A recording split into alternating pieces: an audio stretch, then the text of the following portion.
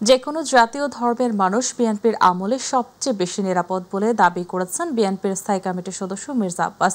আর senior যুগ্ম মহাসচিব রুহুল কবির রিজভী বলেছেন, ক্ষমতায় যাওয়ার জন্য ভারসাম্য হারিয়ে ফেলেছে একটি ইসলামী দল।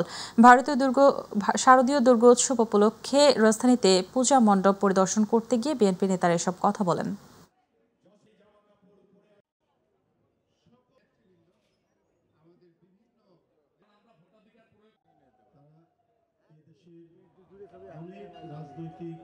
উনারা আগে লিখতেন জামাতে ইসলামী বাংলাদেশ, আগে জামাতে ইসলাম তারপরে বাংলাদেশ। তো আমার বক্তব্য হলো, কেন এটা লিখতেন? তার মানে জামাতে ইসলাম বাংলাদেশের কোনো স্বাধীন রাজনৈতিক দল নয়, এটা একটা শাখা।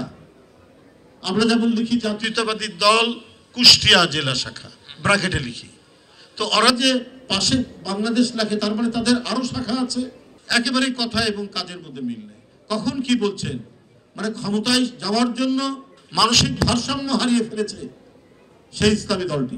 যে আপনাদের আত্মীয়স্বজন যারা ভারত চলে গেছে, তারা কখন গেছে, কিভাবে গেছে, একটু হিসাব করে দেখবেন। যে বিএনপির সময়ে যদি 1% গিয়ে থাকে, আওয়ামী লীগের সময় গেছে 100%।